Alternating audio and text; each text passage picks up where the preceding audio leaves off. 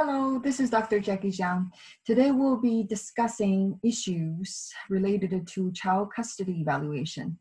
I've received several phone calls from parents who were thrown into this process and said that they didn't know anything about it. And I noticed they ask us usually similar questions regarding the procedures and the fees and the whole process of the evaluation. It's a big procedure and usually it's quite anxiety provoking. So divorce itself is not a pleasant topic. So during this whole time, parents usually have a more emotional ups and downs on top of what they have to go through the court system. So I think I'm making this videos mainly with my intention of helping parents going through this process. If attorneys or judges or other people that watch this video found it informative, helpful, that would be great. So we can share. There are certain knowledges are just not a secret. So so I'd like to clarify some of these just fundamental knowledges. I mean, it's out on the internet. You can find it probably really easy, but I would like to, just out of my experiences, kind of give a little bit of direction and a clarification to some of the common themes. Okay. Let's see, share screen so we don't just go by nothing here. Okay. All righty. I drafted this brief kind of outline, pre-evaluation, during the evaluation, and a post-evaluation to go through the procedure. And I covered the main point I want to talk about. Maybe there are some other important things that I didn't cover at all. Just leave me messages or contact me. So hopefully next time, in the next video, I will cover most of these concerns and questions. So initiation, I would just jump right into it. Initiation, usually I'm contacted by either a client or attorney or a court order, which is send it to me, via mail. So typically, a client will call me asking about, I'm a court order to go through. This is a child custody evaluation. I don't know what to do. What's your procedure? So I explain what the procedure is about. So throughout the whole video, you probably kind of know the procedure. I'll show you by the end of the video what the procedure is mainly about. Sometimes I will be contacted by the attorney over the phone, asking about, sometimes it's just do you do child custody evaluation? What's your procedures? What's your fees? Do you have a CV? Those type of things. Some of the attorneys I know quite well around this is a small area. Quad City is a small area. There were just a few family law attorneys, a few evaluators to do this type of work. So sometimes we'll chat a little bit, and then I know, some attorney can be chatty right before they want to send their clients in, and I get it. I try to cut the conversations short because I want to balance the both sides. Court, usually I ask the attorney sending me the court order. I try not to do child custody actually at all if it's just a self-initiated, because the downfall is you want your the client, the parent, or the attorney wants to get one thing done, and the other party said, I don't want this evaluator, okay, or they get something else done by another evaluator, and then you spend money, you put kids through the whole process, 2 evaluations. I know some other states allow this type of thing, but it's just not very wise doing this type of thing. So I usually ask for a court order before I start anything. Sometimes attorneys say, well, I'm drafting something, so send me your CV. So I would do that. But I would not, in general, start a child custody without a court order. So that's the thing. Team approach. I know some people in this area have a team approach doing child custody evaluations. They will send some social workers doing the home visit.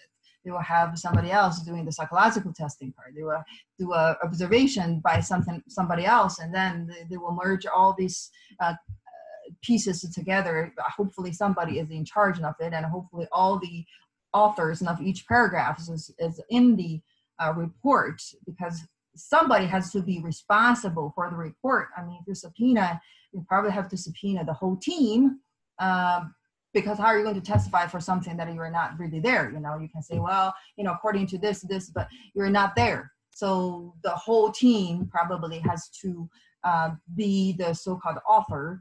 I don't know how that work. I heard people doing that, but in general, I don't know how that works. So I just do the whole thing together. So I know I'm confident in my analysis, because I'm there. My observation, I'm there. So the whole approach, I'm responsible for the whole process. We're responsible for the report. So that is just easier for me, and I think more clear for me. I have seen other people's reports, the sections, and all those things that I don't know. I don't have any comments for that. So send out packet before I started to say, if I got the court order before I start the evaluation, I send out a packet to the mom and the dads. In the packet, there will be a questionnaire, really extended questionnaire about the background, and there will be consent forms, consented to, I'll talk about consent in a bit.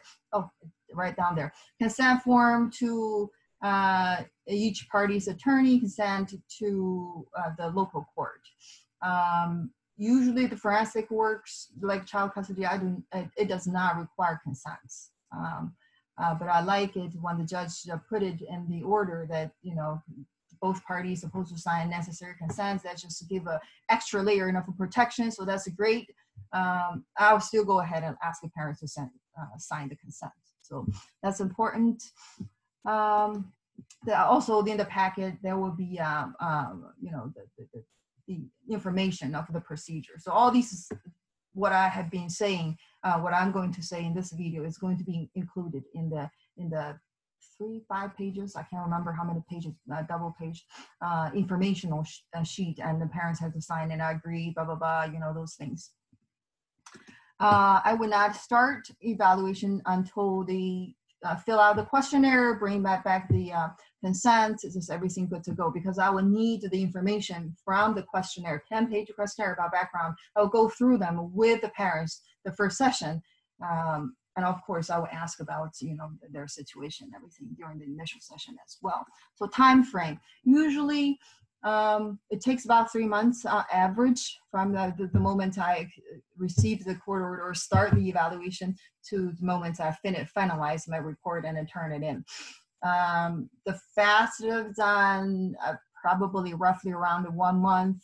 The longest, if one party does not cooperate, it drawn out to 6 months, and then I would be questioning. Well, I should be questioned on, although this is out of my control. I can't control their speed enough responding. I can't control how cooperative each parent is. Then I will question. Really, I should be questioned on the validity of the testing that I've given. After a year, I don't know if the situation changed, and I don't know the usefulness of the data. I probably by that time will redo the whole evaluation. I mean, after 7-8 months, I mean, the data is old. We're going to use those old data for the evaluation. So retainer. Next one, retainer. Always charge a retainer. This is probably advice for the forensic evaluators. It should be listed in the court order. Mom or husband pay half. Usually there's a split in the between, and sometimes the judge will order one party covers it all. And then that's why I need a court order. It will list everything I need to know, and everybody needs to know. Ethical concerns, not medically necessary. So these two are the main concerns. One is not medically necessary, so you cannot bill the insurance. I know some evaluator building insurance for testing. I mean, there is a code for testing, but that's a psychological testing. There is no forensic testing code. for the insurance, because it's not medically necessary, which means that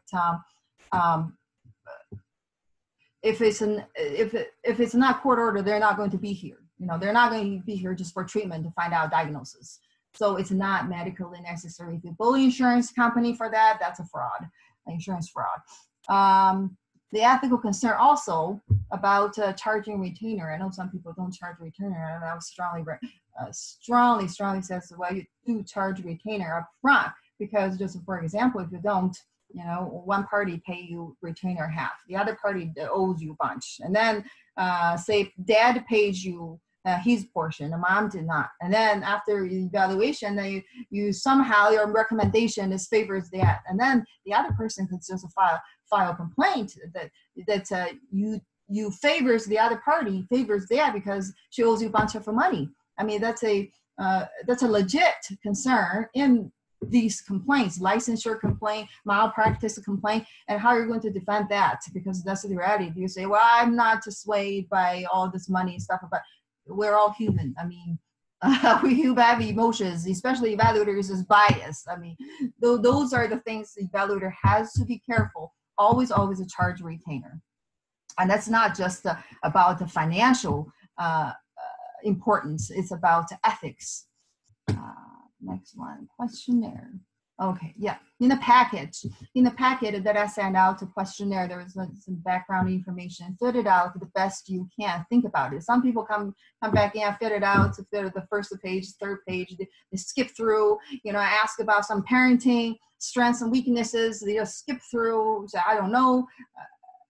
Be at least in evaluation, serious evaluation, you want to go through things seriously. I know some people don't want to spend the time to think about it, but the more information you put in, I'm not saying that tedious, too much information. Just go through the form really carefully. Think about it. I always tell parents to think about it before you put down information. It's like a homework. You want to do your homework. Selecting collaterals, phone calls. One of the procedures for me towards the end of the evaluation, I do call collaterals, which pretty much means like teachers, counselors, reference, teachers, counselor, and sometimes I will call parents, grandparents, friends, and family member. But I try to stay with a neutral zone so it's not a bias. But if you have somebody to provide valuable information, only that person was there, observe the incident, I want to talk to that person. So when you're selecting collaterals, not just like, okay, I will select a school teacher and I'll select a counselor. I don't even know what they're going to say about the situation, but that's a part of my references, When you're doing it that way, I can put it down that I talked to this person. This really doesn't provide me with much information. What do you want to prove? What do you want me to ask? What do you want me to ask this person? Was it about she observed some type of incidents? One parent was yelling at the child, or one parent was, I don't know, was mean to the child or something. What do you want to show me, to back up the information, the evidence that you have provided me. So select your collaterals, not just putting phone numbers and the person to talk about. I prefer you put it down something like what did the person observe, what do you want to try and prove, so that gives me some focused question so I can ask, included in the report. So collateral phone call. Goals and focuses, that's very important. I want to emphasize this to everybody.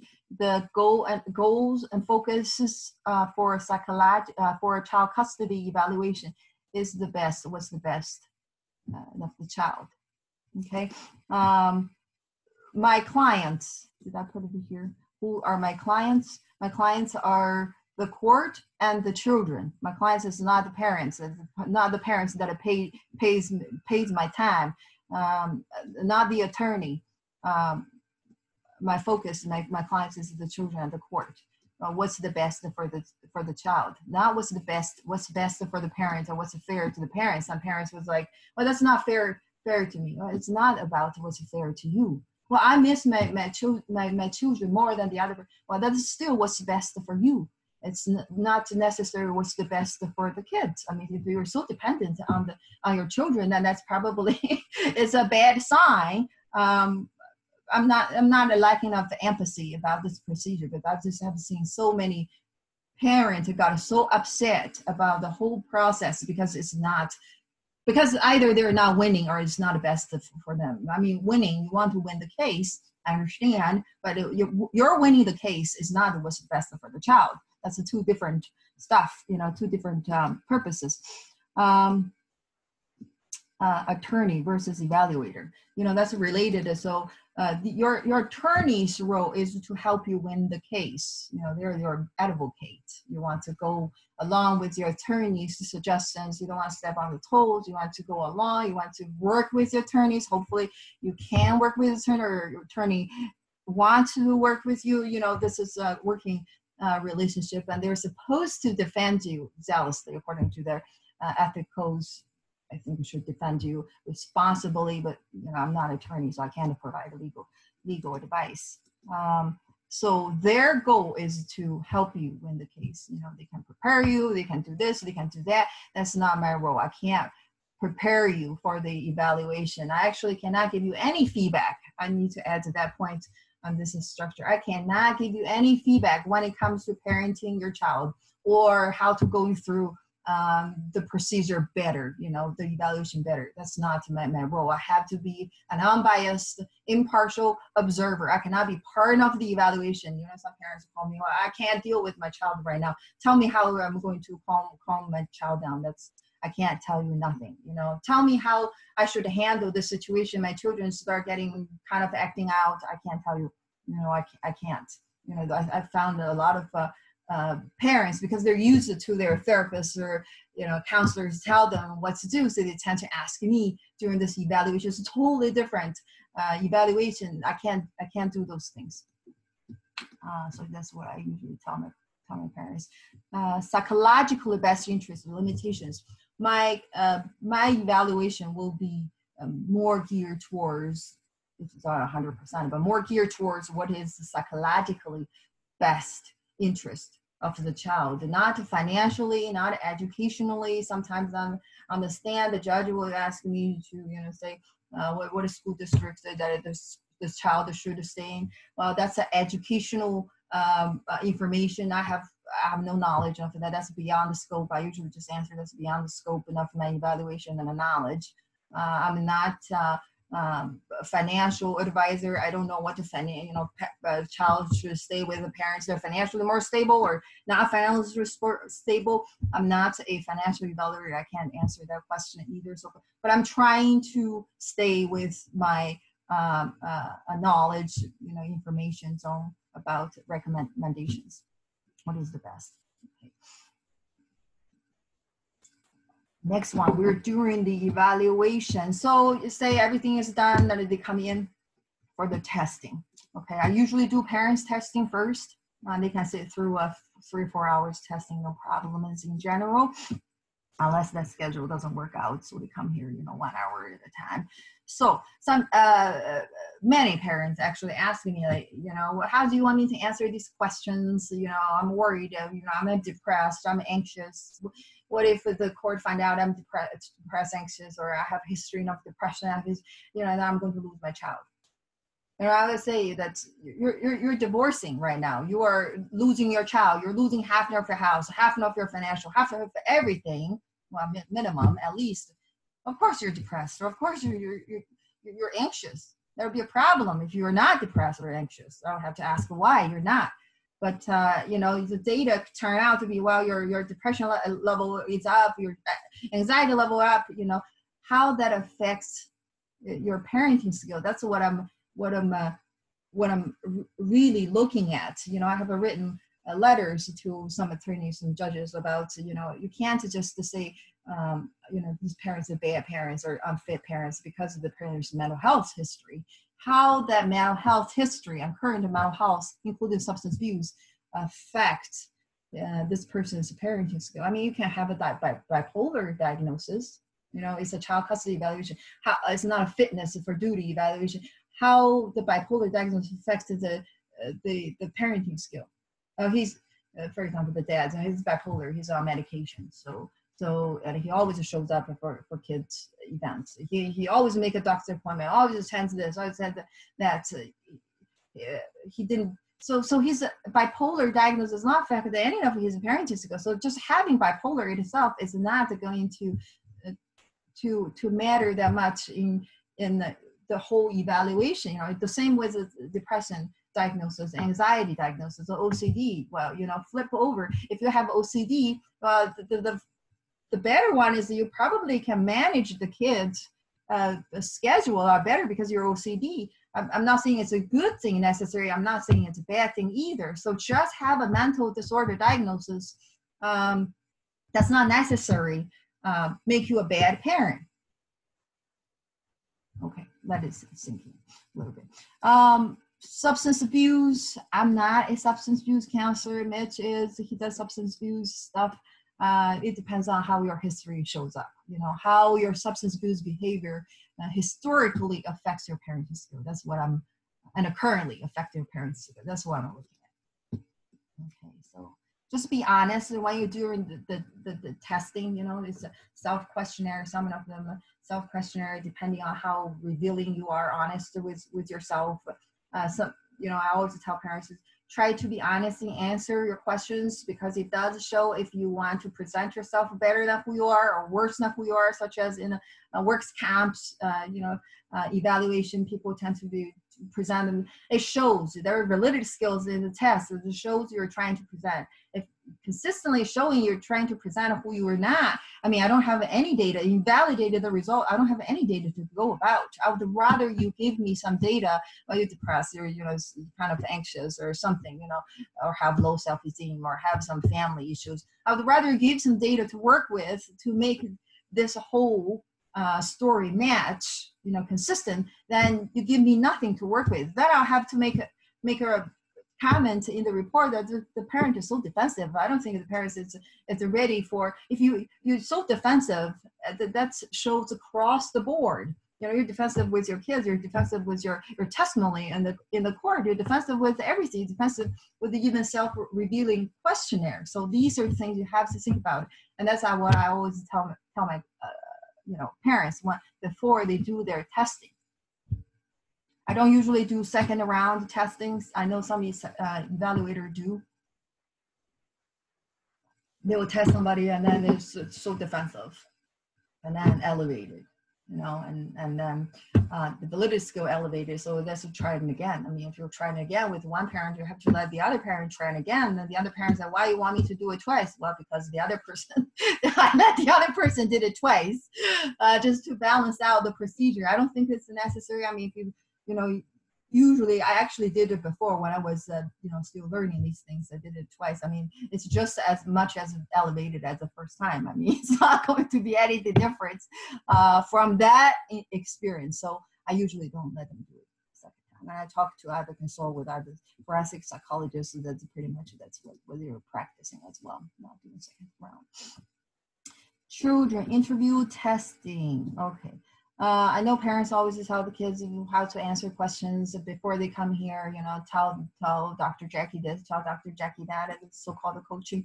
What I want to tell the kids here is, you are not going to be the one that call the shot. I usually use the kids' words. You're not going to be the one that make a decision whether you go to be with your mom or with your dad. And most of the time, the kids like, phew. They're just relaxed. They talk more freely. They talk about different things, random open up and stuff, because they don't have all these burdens trying to figure out, my destiny, my future. If I make the wrong decision, I'm going to upset my parents, upset my dad, upset my grandparents, and then be cast out from one. There's all these type of burden within a child. I know it's unavoidable in the midst of everything. But don't tell our kids that what they say is going to be, putting. If you say you're going to go to your mom, you're going to go to mom. No, I even said, even what I said in the report was said, it's not going to be the final decision. Final decision is in judge's hand. Only judge can call the shot. You know, it's not your mom, it's not your dad, it's not your attorney, and anybody's attorney. It's not the evaluator or treatment therapist. It was the judge going to see the whole picture after everybody's testimony and hopefully make the right decision for the kids. Okay, next one. Rotating. I like that parents rotate to bring the kids in, you know, each time. Some parents are more eager than the others. They will get their things done, testing done in one day. Next week, you get their kids brought their interview and testing, and then observation done. And then they said, what else do you need to done? I want to get it all done. The other parents, it was dallying around and not coming in. I would say, you know, just wait a minute, you know. I mean, I would like to rotate the whole process. Otherwise, you know, the data can be old. I mean, after, what if I did the 6 months and the other parents still not coming in for the first test? And so are we going to use your data or not use your data? You already spent so much time in it. So just wait a second, that let the other person participate. It's a rotating. And also the benefits of rotating bring the kids is, you know, usually kids come in, if your mom brought the child in, and, you know, especially had some promise that I'm going to take you to McDonald's afterwards and stuff. You know, the child says, well, mommy is a great mom. You know, she always would feed me and she always would take me this. And then the next time that dad's, well, if you know, answer everything correctly or do your job, then I'm going to take you to a trampoline park or something. And then, you know, the child comes in and says, well, dad, you know, always fun and he wants to take me. Children just children is just as simple like that most of the time, you know. So that's why I like working with the kids and adolescents. They're just sometimes lacking of sophistication, and that can be very interesting, you know. So they would say that is so fun. Always taking them that, and mom will always do this just because their dad brought them in for the testing session for that day. So next thing. Information sharing and transparency. Information provided to me. Some, you know, extended records review. You know, some people it provided to me in the interview session. They did not provide it to anybody else, or only they and attorney know. The other party does not know, such as a video recording or audio recording or some facts that they documented stuff. You know, these information I'm not going to hold a secret. There's a transparency process. During the evaluation. I mean, I can't just say, if you make an allegation, well, I think that you know, my ex touched my child, or my ex watched porn in front of my child or something. I'm not going to just not say anything with this information, write it down. I'm going to ask the other party, well, you know, there was something, information provided. Did you do this? Did you do that? You know, did you, you know, have a gun at home and trying to threaten somebody, you know, blah, blah, blah. So I'll give you give the other party to balance it off. So that's why I said, recommend to the attorney and the parents, if you want to provide me with all these documents to review, and I'll recommend to go to the other party as well. So there's no surprise. Okay. So balanced information. What is information is important to review. Parents come in, give me all this information about the affair. You know, that he had an affair or she had an affair, all this information, and they have all the text messages and all these proof to the affair. Again, what do you want to prove? How does that affect the parenting skills about their affair? You know, if the child never met the person, or they were married for 5 years, engaging for 5 years, I mean, the affair, what do you want to prove? Prove that they have parenting skills is separated from the affair. However, if this person constantly bring in different people, you know, the kids, put the kids in the middle with all different people, that might be something that I will more look into it. So, but if you spend a whole hour tell me about this affair, I'm not going to put it in the report. I know somebody, some evaluator would put these type of information because it is colorful. I mean, it's like a drama show. It is colorful. There's something there, especially when it comes to sexual stuff, and then some evaluator put it in there. It's probably good to read for somebody entertaining, but it's really not the point of the evaluation. You know, information. Okay, information's important. Okay, I think the extent of the records review, give me binders of stuff to review, I'll have to charge you extra time for my review. You know, normally if it's just a court order, just some emails, just something, you know, that that I would not charge extra. But if you give me like all the DCFS cases, open cases, investigations, the police reports, and all those extended the text messages, the phone logs, and all those things, then I'll have to charge you by the hours.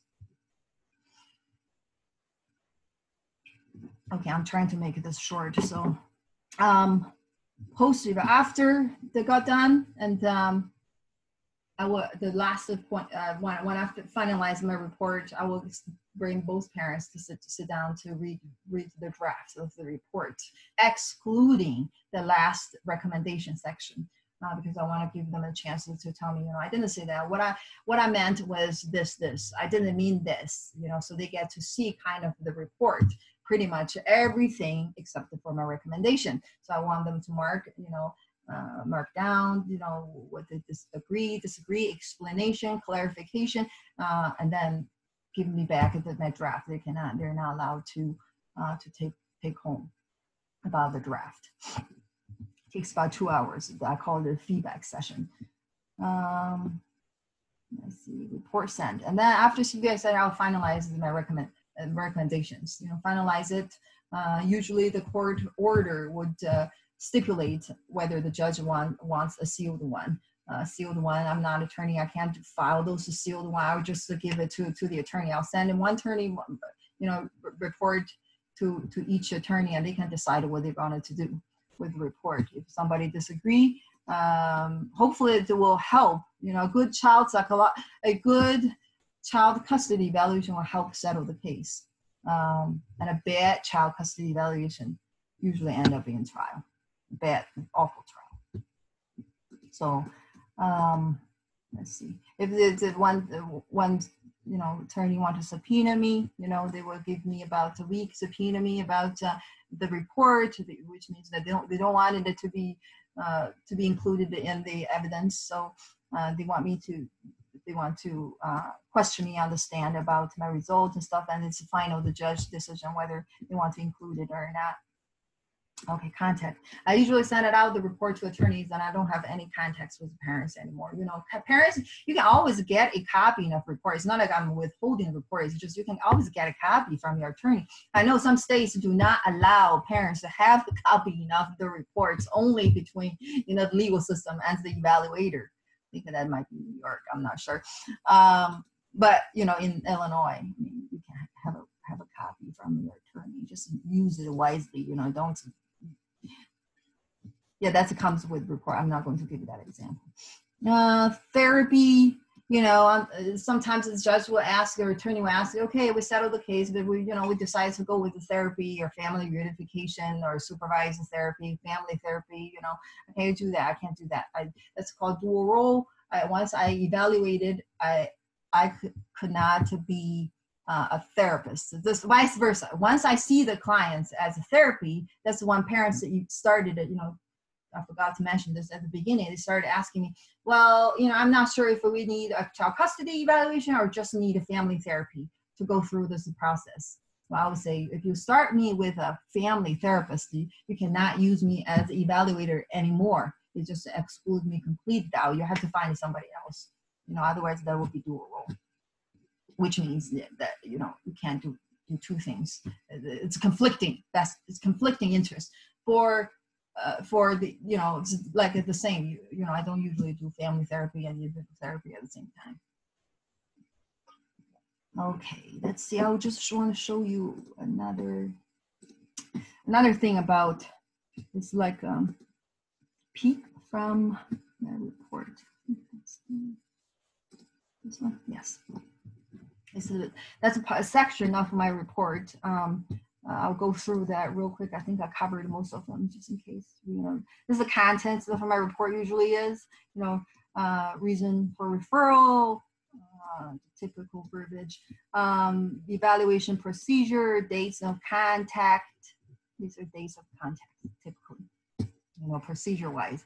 Initial interview with dad or mom, this is ideal. This is not what exactly I'm following. I mean, if some could be, in the middle rotating and stuff a little bit, but I try to follow this this mode. Initial with dads, Dad's then come in, completing testing, or I can do initial with dad and then mom, and then they can come in anytime if they want to complete the testing. And then interview with child 1 brought in by dad, rotating here. Interview with child 1 brought in by mom, or dad bring in one child and then next week bring another one, mom bring in the second child the next time. That's okay. These can be interchangeable. Office observations, I usually observe parent children interactions in my office at a play therapy room, and then I'll do one with mom, or mom first, dad first, so it doesn't matter. And then I'll do home visit. I don't think I included the collateral phone calls, but during here, I would do the collateral phone call. It usually take a few days. Some people is out of town, some people can't get hold of, some people school, especially school teachers out of school, are going to get a hold of them for collaterals, phone calls. And then I'll do a home visit with each parent. And then when it's necessary, if there's so much information comes out, I need to clarify. I either send an email with all the questions, or I would do, I would do a second round interview with mom and dad separately, so they can answer these questions, clarify, more focused type of interview. If I offer one, sometimes the parents will ask me, can I have more information? Can you just let me get another session? I will say, well, if I give you another session, I'll give the other person another session. The other person can turn it down. They don't want to come in. That's something else. So if I give one person a second interview, I'll give the second person a second interview opportunity. So feedback session is what I said, 2 hours usually, sit down, go through my report, and then that's correct some of the typos and something that about you said this, or aunt versus uncle, cousin versus second cousin, those type of things. So did we statement of contact and statement. This is a typical background information of dad. Usually they gather informations from interviews and from the questionnaire and the observation, testing results of the dad. This is the outlines of my report. Father-children interaction observation in my office, a home visit, and then once I'm done with this, and then I will go on email report talking about the similar things with mom. And then I will include, and I will talk about some other things with each child involved. Collateral phone contact, I will document the conversations I had with each person I called. Records review, I will summarize the records turned into me. This is probably what the court interested in the most, Okay, all these psychological stuff going on and the observation, he says, she says, type of thing. So what is my main rationales about the decision or recommendations? I don't make decisions again. I make recommendations. It's up to court, to the judge to make a decision. So the court will probably more interested in looking at the psycho-legal rationale. And then all these psychological factors, all these contents, all these informations is going to be fitting what is useful for the legal system. I mean, that's why forensic evaluators, especially with family law, you have to know the legal criteria, not just what's the psychological mental health, substance abuse. That's why it's so complex. Doing child custody evaluation, you have to know a little bit of everything, if it's not experts in everything. I mean, you have to know about child abuse, you have to know domestic violence, the family dynamics. Especially, you have to have a huge child adolescence development background. What's their needs? What's their developmental? What's their attachment stuff? And then you have to know some legal stuff. All these things have to fit the legal criteria, so your information can be helpful to the legal, legal system, to the court. Parental alienation, relocation, all these big topics have to know about these. So it's very multi-dimensional. Needs a lot of education and information, or continuing education, that type of thing. And then the last section usually is 1 to 2 pages recommendations. I do not recommend beyond what I have, evaluated. Again, I think I missed the limitation section. I usually have a limitation section. I don't recommend the schools. I don't recommend, usually don't recommend about the financial, schools, educational. I may mention something about the extracurricular activities. Research suggests extracurricular activity more than 2 is too much for each child. So those are the information I may recommend. So hopefully, that would be useful to the court and to the judges.